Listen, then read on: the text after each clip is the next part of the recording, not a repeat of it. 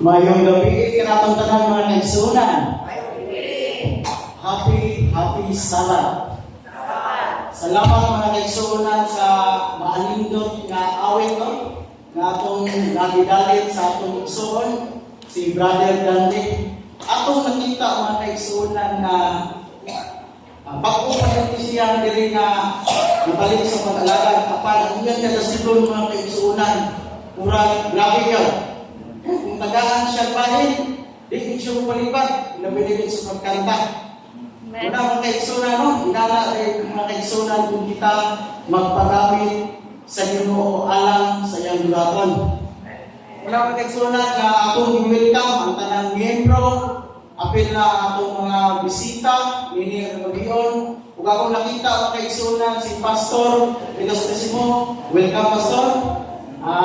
Ako kayo mong kalipay na ako sa ikaw na gikauban kung sa pagsimba.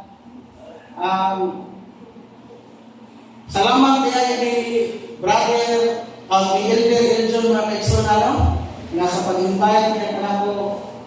Actually mga kaigsunan, ang unang nang-invite nako si yan si Sister Joy. I-invite niya akong last week mga kaigsunan na ako umuwali sa atong inaali na Friday. Apan ako ni balibaran mga kaigsunan tungod kay nagkasabot namin ni Ani nga ako siyang kuhaan ito sa Kulapo kasi matasaw ko sa oras eh. Grabe kaya.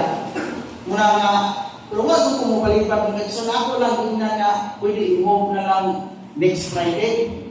Muna nga, atong pag-midweek, nakita kami ni Elder Eljon, iya kong kirimay na ikaw nung Bermesa mo na gidawat na lang mga kaigsunan na kinigakain. Ay, ako hindi ko makalimot mga kaigsunan ni Elder Eljon. At doon time na bago lang ko na nabautismuhan nila sa pag-ibisya. Siya ginigamit sa Ginoo nga iya ko kuminsihon nga muwali. Una akong tayo ng mga kaigsunan. Berarti ko na kukulbaan kung tayo kay siyempre ang pagsaka dali. Makaikon mo sa kukuling na hindi na nagpusin pa, no? Kaya hiling pagsaka dali mo magkulba kayo. Pero atong tayo mga sulat tungkol sa pagkabang sa Ginoo, nagkamang puso tayo akong experience sa itong mga kaigsunan, kabahin sa akong experience sa kinabuhi. Una akong mga pagpadasig mga kaigsunan sa atong wala pagkasuran usaka diri kabahin sa pagsangyaw sa pulong sa Ginoo ay mo kabalakang ng kaigsunan hindi man ba? Nga naman mga kaigsunan ng kayo kung alin ba? Kaya sa akong pagsabot sa unang mga kaigsunan, akong pagtanaw ni nga buhat murag sa akong sa una ko ba nga limang siguro nga ma-stress mo ko nila buhat. Pero karon mga kaigsunan, akong na-realize nga ini kay tagaan tagbahin nga musaka ba na rin magpagamit na sa duwatong Ginoo, blessing nila mga kaigsunan. Ganun na kayo yung mga blessing mga kaigsunan. Kaya kana nga kuha mga kaigsunan, nakita na sa itong mga elder dere nga aduna kay kakayahan nga mungbuhat ini nga duwaton. Muna nga panalangin nga mga kaigsunan sa atong mga kaigsunan diri mga masakadre tulba. Bisan ato para makita nga ayaw rin yung una nga muwali ko niya. Di na ba kung magwawali? Gabi na yun. Kugnay mga dilbira ng mga pastor. No? Huwag kayo kumakulba yung mga kaigsunan na kita ka ng pastor. No? Kining pagpagami sa buhat ko sila mga kaigsunan. Dili ka mag-ilang obligasyon kundi obligasyon ni kanato tanan ng mga anak sa Ginoo. Kailangan daw sa pagpagamit ang musanglaw siya pulong, haron ang iyang pulong, malukot tibo kalibutan, haron daghan ta mamusugat sa kaduhan ng pagbalik. Una mga kaigsunan, no? Nga di ka magkulba-kulba kung tagaan tao mga bahin. Sa dili pa mga kaigsunan, ako unang personal din ako nga i-welcome mga kaigsunan. Ang pamilya sa akong hinigugma. No? na nisot ang mensahe ng mga igsoon at ito kaya ang kalipay. Sa kanang siguro nga mga naglabay o wali at unyagin po kani ang pinaka-nanganito kani sa ako wali mga igsoon. No? Nga nitanggung yun ang ako umaabot nga pamilya sa pohon. Amen mga igsoon? Amen. Kaya ang nag-aaway mo po ni sila mga igsoon kaya ako lang yun i-share so kanali mag-taking niya yung igsoon ni Aning kaya nakapasa niya siya sa board exam sa pagkamaestra. So may nakakalit sila din kaya kayo sila na ako sila ni-invite. Salamat po sa mga was kayo duha-duha okay sila nga one sa Indonesia muna kita angkol dahil so Brother Tonton dako kayong kalipay sa iglesia sa Tabunok, ilabi na yun sa mga membro nga nakikuban mo na mo aron sa pagsimba sa atong buhay ng Diyos. Muna na, ako na pong nahinom naman mag-eksunan siya rin, ato matay na pang naging to kanya din to maninintay kung isang minigson.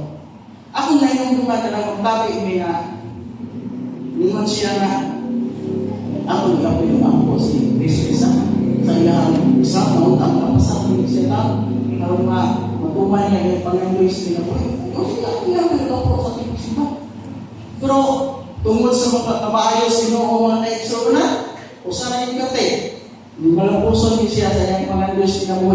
Kung ako sa mga nakita ni aning mga naigsoon ang pagka grabe kayo kasuporte nga pagkamakulang ngadto sa iyang mga mangkot.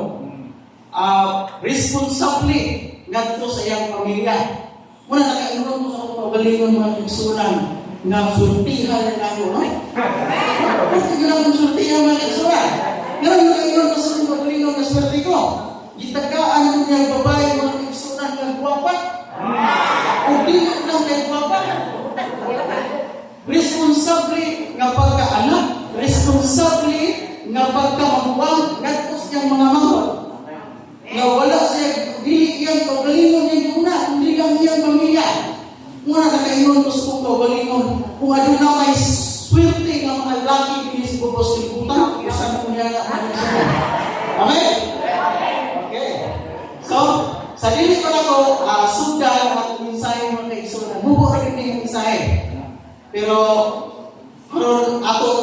ato niyang hiniwan ng balang espiritu nga magpapinawala karong ato niyang hiniwan. Nagkamputan ko ng isa. Langin ko mga may kumaan sa kanan. Dako ang nalipay ang mga ng matakong kagabiyon, yung kagabiyon sa adlaw pauray. Din kami nagahimo sa pagsimba, paglayag sa mga laman. Ang ipanyo ang balang espiritu nga magahikap sa mga tagsa pa mga singkasin. Di na mga pulo na mo karong natunan. Magahatag kami dugang kalipon. Kadasi, di kami lahutay sa mong pagpangalagad. Haron kaming tanan, makatagang kami ng langit ng pagayaan. Tinigtanan ng isalit ilawan sa ngalan ng gawang ni Ginoong Jesus. Amen. Okay, mga kaigsunan, no? Ang sentro sa akong mensahe mga kaigsunan, kung alunat sa mga Bible, atong pag-aablihan ang Matthew 6:33. Atong lugar ng pagbasa mga kaigsunan, no? Nag-ingon ang balang kasulatan sa Matthew 6:33. Apan maay unahan ninyo pagpangita ang gingharian o ang pagkamatarong gikan sa Dios o kunya kining tanan butang igadugang raga ninyo. Kini nga verse mga kaigsunan ato yung madunggan nga kadaghan na kini gigamit sa atong pagwali diri nga verse kay murag umon kay siya nga verse. Muni nga ako sabi ato ni nga tunaan pag-ayo kini nga verse mga kaigsunan. Kay kitang tao mga kaigsunan napatasan na gina nato sa panahon nga aduna kitay mga yuon sa Ginoo. Aduna kitay mga handom, mga butang, aduna kitay gustong paliton, sakyanan, mga property mga karon. Ato ginang batasan nga mga yuon ginato sa Ginoo. Pero usahay mga kaigsunan dili nato mabantayan sa atong pag-process nga anak ng mga pagandoy. Ato na kamo? Usa kay dili na to makasimba sa midweek, sa whisper, sa Sabado, usay ato pagaling nga masalipway tungod sa atong kabisi kay tunay tay gustong kabuton ng mga pangandoy sa atong kinabuhi. Muna karon sa muna atong tun-an karon ning gabihon mga kaigsunan. Kay usahay nga ugi man ta, ningkamot nila kayo, gikan punta hangtod gabi kung bakit may trabaho. Kaya para lang maangko na ito ng mga kalibutanon, ng mga bahandi. Apan wala na ito, nakalimta na ito, mga kaigsunan nga ang atong panglawas, bibigay na network. Muna nga atong mga paningkamo, huwag yung mapunta sa atong gustong kaputan. Huwag pag-gasto sa atong panglawas. Tungod kay, at kung niya mga kaigsunan, napadapli na ito ang pag-ampo. Kunya, ato usap nga nakalimtan nga kanang mga putanga dili kita nato bangko o dili pinaagos Ginoo. Muna mga kaigsunan, no? Kung usahay mga kaigsunan, kung doon na tayo mga putang na pangayoon sa Ginoo, labi na ihatag na yun, kwarta, kanang mga sakyanan, mga kalitan, daghanan, usahay, kapulan itong simba. Muna itong batayan ng kaigsunan, kay usahay, kana ang mga panalangin, gamito na sa kautan, nga ikaw mahilayo diya sa pangalagan. Kaya di naman ka musalig sa Ginoo. Musalig na kasi mong kaugalingon. Hindi na ako mapobre na hindi na ako minilyon sa bangko. Hindi na ako mapobre na dagan kayo pila kayo talya ng kayutaan, dagan kayo negosyo. Muna yung bantayan ng kaigsunan na di na gamiton sa dautan na mahilayo tas pag-alagan. Muna na huwag tang nagkubal sa tungkol mga kaigsunan ni Luthanay ng simbahan. Hindi naman taksimbahan. Muna mga kaigsunan, no? Bantayan lang kayo na kuwan kaigsunan. Kaya ganun, mo na isintro sa akong mensahe mga kaigsunan kaya ako naka-experience sa akong ini nga sitwasyon sa kinabuhi. Ako na-experience sa itong mga niaging tuig mga kaigsunan. Kinilang nga bisan ka mo, kita ka na naawin na yung pangandoy sa itong kinabuhi. Wala siguro yung tao na pangandoy. Hinigilbutan na matawag ito po aral-aral na itong dagat sa itong pagkinabuhi. Muna na itong mga laging tuig mga kaigsunan. Grabe yun. Tanang schedule sa itong pagpangayo sa shop, wali baliparay. Muna na itong tayo mga kaigsunan, yung journalita, sa musimba mag-midweek o Bister, hindi mo kita ang mga kaigsunan. Ito ang itos balay. Kay imbes mo simba ko, matuog na lang ko kung sa mga kakapoy. Sa adlaw ay kapaulay mga kaigsunan, sa adlaw sa bato, uli ko ito, kung ito na ang kapon. Tuman-protek yung kapuya sa lawas mga kaigsunan. Muna nga, atong December, naipong ko mga kaigsunan sa inaana akong sitwasyon na sa akong pagsimba. Naipong ko mga kaigsunan na himo ko umiting. Hindi mo umiti na. Hindi na ako magpasimba na. Uuwaw sa dami. Wala kayo mo gusto mong kagalingon. Ang pinaka-uwan na yung mga kaigsunan, pag nag-elect pa kayo ng officer, na-apply pag-impos dito, na-action tag luya-luya, na-promote, na-nota. Wala mga kaigsunan, no? At ininta na, nag-ginawa rin na sayo mga kaigsunan. Pero ako muna karoon na, hindi ko gusto ko. Ano na kung luya-luya, iba si subdivision, hindi ako sa mga galan. Ano yung dekado? Wala mga kaigsunan na siya, pagkatawa na mga kaigsunan na. Pero, kinahanglan yun ka, hindi kita mag-luya-luya. Kaya, atong naging tuig mga kaigsunan, nanong yun ka, atong naging tuig, atong mga nahimuluan sa itong days of prayer nga, na ako'y sakit nga nitubo nila sa akong likod. At itong sakit na mga kaigsunan, ako rin itong ipasagdaan kaya abi lang ko, wala kami. Karoon mga kaigsunan, isibihan ng Pinoy kung sisirin, kung saan mo kayo tabuan, ang igamay, itako, mura na kumong bata, itako pas kumong bata din. Kunti naman, kung yawan, kunti naman sa libubag, kaya kung sinong tanaw sa internet, o hubag ba siya, di magihubag eh. Sa mo pakita, patanaw sa mga pagmamang mo, kasi mata. Hindi hubag na. O, aksyon na mo kawala ka at tayo mga naigsunan. Kumuha siguro yung tayo mga itawag ng Diyos Ginoo nga medyo maluyang o bawat yung paririkin yung ako akong pagpinagubig. Mutong tayo mga naigsunan na nangutanan ko na yabi, alas na yabi nga, pa-check up na kayo. Masigunsay na, sa sige kong tanaw sa internet, sa ulo na sa kanselos, una, kuya mo yan eh. Pa-check up na ko, ginan kong doktor tama, sis, manilong, mo man yung lugay-lugay, upirahan mo ni Don. Hindi ni Matpuan, upirahan mo ni. Ako nasa nauna, ang naigsunan niya, upirahan ni Dina, kung papangayo. Bisan pa ng turog, nanay mo balatian mga naigsunan, pero kung una-una, dahil ako sa tumorta. Hindi na ako papangayo, man. Kaya kayo gusto mo. Ito ito, magkahuna-huna akong naigsunan, i-announce mo ito, wala na nakay 10 days of prayer. Kung ako hindi ako sa Ginoo, kurang delikado na.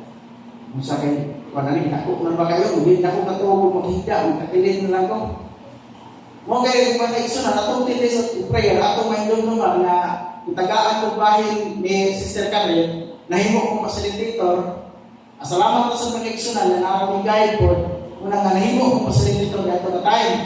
Utang manaigso na akong sintro, akong mensunan na ako doon, iampo ang hubag sa akong likod na mahiyos na natin, istaan akong tambal ni Dr. Tan na hindi rin sa Dr. Tan, hindi mahiyos nung pinahasin ka. Muna atong tayo mga mensunan, ako yung iampo sa inyo. Ilubanan sa inyong pag-ampo ha, hindi ko na ako kung mensunan, hindi usap sa pinahasin sa inyong pag-ampo. Muto nga, pag lahuna na ako, maayo ka nila po, ang bagawin na ang tingis o prayer na po, ang nila. Maayo gali sa pugnahan ng pangungawan. Pero praise the Lord mga kaigsunan. Pag human sa atong tingin sa prayer, ang ba kanang nagdako. Ingurada ka maayo ang Ginoo mga kaigsunan, no? Pero bisan naman yaran tanang mga kaigsunan nga ako nauna sa kagalingon nga grabe ko maayo ang Ginoo na to mga kaigsunan. Bisan naman sa panahon na ningilahanglan ta, mga iyo kanyang tapang, tubagon na itong ipangayo. Ya sa panahon na nahanap, abunda na tas bahandi, ako na sa dyan ipadaplit. Ya sa panahon na natin pagsulay, magusto kinabuhi, ako na sa dyan buhulot, di siyang palibar ng mga kaigsunan. Tubagon na niya punta. Pinapuntaw mga kaigsunan, at inalaon. Pero hindi, lumutana ko rin mo. Nakaitaw ang tumbangan. Kunya, itabangan rin mo. Nisaksis siya. Ya, naman, pag naana siya, dagdag na kanang panalangin, ilagay siya mamansin mo. Yung mabot na pagkantayin nga, magkaproblema na sa siya. Yung mga ito sa tabang mo. Murag isang na tabang mo, ito kaya tinitahan na ito batasan na. Murag naatay daw din rin. Pero ang Ginoo mga kaigsunan, wagi pa mga kaigsunan. Bisan pa mag-imo na siya ipadaplit, gidawag yung pagkapabalin niyo mga kaigsunan. Muna kita, wasa tawag nga, kuwan-kuwan lubat-lubat na sa mga lagad, kaya kuya, ulit takilin ta, hindi ta kapaling, hindi po ta. Muna din kami mga kaigsunan na, kumusta man itong dalawasan. Una mga kaigsunan, ang tindis of prayer, akong na-experience sa itong mga kaigsunan, grabe yun kanilot ang tindis of prayer. Kaya murang i-restart ang atong relasyon sa Ginoo, i-restart. Kaya grabe, hindi kaya sharing na muna ang mga kaigsunan, grabe kayo na pagpakasig. Muna nga, dako kayo impact na kung ang tindis of prayer mga kaigsunan. Ugawas na grabe kayo ang milagros Ginoo. Wala niya paaptaw kuan, pagkahuman sa itong tindis of prayer, gamay na lang kayo ang mubag. Pagsugod, dako pa kayo ito. Grabe ka ng kamayo sa Ginoo na itong mga kaigsunan. Nga sa panahon na nanginahanginan na sa tabang, umangayo na sa tabang, hindi siya pagluluha sa pagtubag sa itong mga upangayo ng kaigsunan. Wala, no? Kaya kiling akong mensahe ng mga kaigsunan, medyo mubuk mga ganyan. Di lang ito kayo nakuntason. Pero ano na ito akong pasalamatan mga kaigsunan na pamilya. Apat hindi sila kumplito, kaya wala akong patitaan ng Elder Charlie. Magpasalamaton kayo nilang mister sa pamilya Bruniola, nilang Sister Karen, nga atong tindis of prayer ilan sa kong bibisita dito sa balay mga kaigsunan. At ito sila mag-worship, at ito may mag-worship. Pagkanindot tayo mga kaigsunan, sa dili pa ka musulod sa itong trabaho, dili na tayo mag-ampong ka, dili magtuon kita sa dalang tulong. Nindot kayo mga kaigsunan, kung ang balang espiritu, ana-ana sa ato mga kaugalingon musulod mga kaigsunan. Nindot kayo atong pagtrabaho. Nga murag kagdaso kayo pisupay na anak-agdaw ba? Muna no, salamat kayo sa pamilya Cabriana o sa pamilya Bruniola na nagbuko sa nalaos na po kapagpanalagan. Muna mga kaigsunan, ako sa dili pa na ako tapuson na akong hamupo na mensahe, ako mga pagpadasig sa matapusan na ako mga kaigsunan. Nga dili na ito priority ang mga kalibutanon na bahandi mga kaigsunan. Kaya sa panahon, hindi kaya mensahe sa awit ni Brother Dante. Sa panahon, nagbuhao na ang atong hinulaman ng kinabuhi, kaning mga bahandi ni kalibutan ato ang naging pagabiyaan. Ang importante diyan ng igsunan, bisan puprita sa kalibutan ng bahandi, apan dato ta sa espirituhan ng bahandi. Mga igsunan. Muna, kinahanglan ng itang ulahutay sa itong pagpangalagan, hangtod sa kaikaduhang pagbalik sa itong magkukuha. Harundagan ta nga pumupuyo na naglanitong kulay ang kauban ng atong Panginoong Hesus. Kung dinarang ko ito, akong isaya ng igsunan, salamat po. Happy Sabbath na ating na. Amen.